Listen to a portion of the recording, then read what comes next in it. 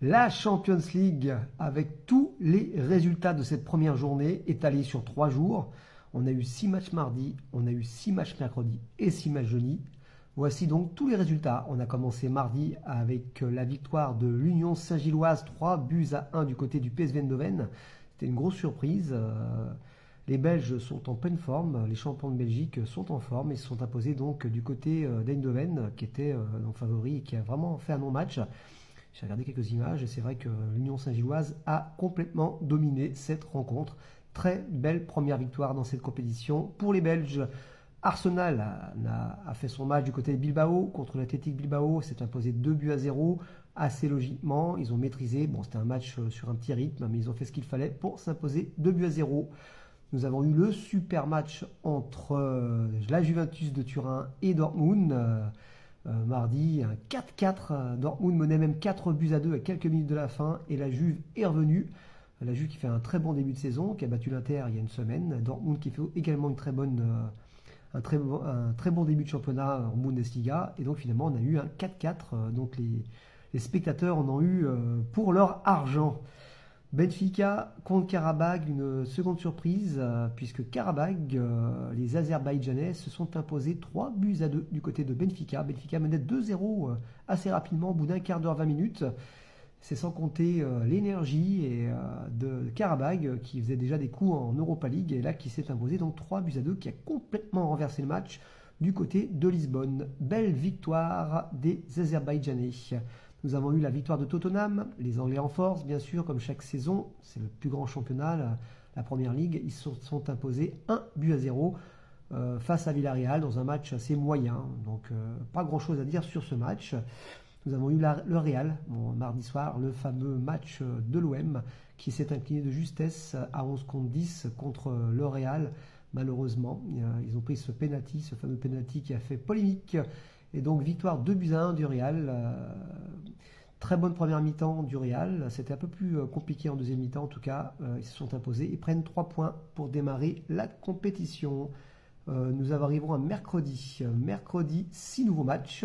Tout d'abord, l'Olympiakos contre Paphos, un 0-0. Paphos qui a été rapidement réduit à 10, qui a réussi à obtenir ce match nul du côté de la Grèce. Bravo à Paphos pour sa première compétition en Ligue des Champions. Sparta Prague 2-2 contre Bodo Glimt, les Norvégiens. Ils menaient 2-0 les Pragois.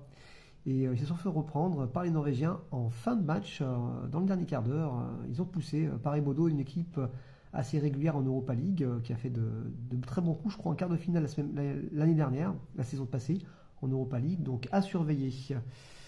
Les Norvégiens. Nous avons eu ensuite le Bayern qui s'est imposé face à Chelsea. C'était le gros match, un des gros matchs de mercredi soir.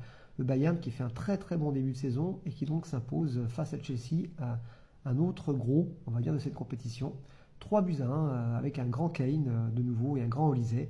À surveiller. Le PSG, bien sûr, c'était le deuxième club français qui s'est imposé 4-0 assez facilement, avec l'intensité qu'on leur connaît pour son premier match face à l'Atalanta de Bergame, qui était aussi amputé de plusieurs éléments, des deux côtés d'ailleurs, mais la force collective des Parisiens fera toujours la différence dans ce genre de match. Donc très bon début des Parisiens avec cette victoire 4-0, avec de très jolis buts à revoir. Ensuite, nous arrivons à l'Inter Milan qui s'impose 2-0 du côté de l'Ajax. Ça joue une classe d'écart entre l'Ajax actuel et l'Inter actuel. L'Inter qui a été quand même 2 fois en finale dans ces 3 dernières années, et qui avait perdu à la Juve il y a quelques jours et qui s'est bien repris du côté de l'Ajax du côté d'Amsterdam, en prenant les 3 points. 2-0. Liverpool,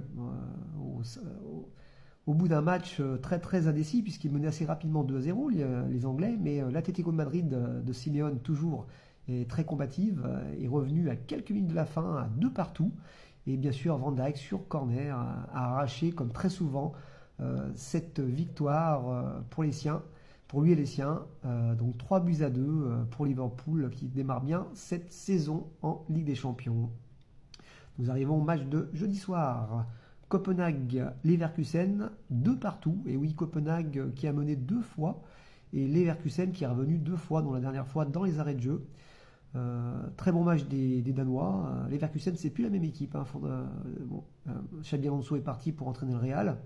La plupart des bons joueurs, comme Florian Wirtz qui est parti à Liverpool, et bien d'autres sont partis, de très bons joueurs. Ça sera un peu plus compliqué cette saison. Donc je pense qu'ils auront un peu plus de mal en Ligue des Champions. Le club de Bruges a battu le troisième club français Monaco 4-1. Eh oui, c'était ça se pressentait. Bruges est en pleine forme depuis quelques saisons en Ligue des Champions, font des résultats. Monaco a toujours du mal à l'extérieur, a perdu quand même quelques très bons joueurs, comme leur défenseur central qui est parti en Turquie, je crois. Oui, Singo est parti, je crois, du côté de Galatasaray. Et Mbolo est parti du côté de Rennes, Ben Seguir est parti. C'est un peu plus compliqué à l'extérieur dans ce début de saison. Et Bruges fait toujours beaucoup de jeux à la maison.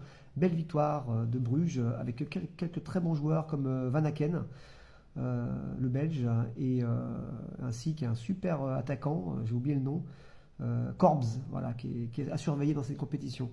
Francfort s'est imposé 5-1 face à Galatasaray justement, qui avait pourtant ouvert la marque en première mi-temps et manque d'efficacité. Par contre, Francfort très efficace, pratiquement à chaque tir cadré un but. Et donc Francfort s'est imposé 5-1, n'a pas fait de détails pour cette première journée. Le Sporting qui était favori face à une équipe kazakh pour leur première participation, c'était le Kayra Almaty. C'est donc imposé Sporting 4-1, n'a pas sourcillé, n'a pas fait de détails également. Nous avons eu ensuite le Barça qui avait un match assez compliqué du côté de Newcastle, mais qui fait un très bon début de saison. Les Barcelonais avec un effectif très au complet. Et Rashford a fait un peu la différence, il était titulaire.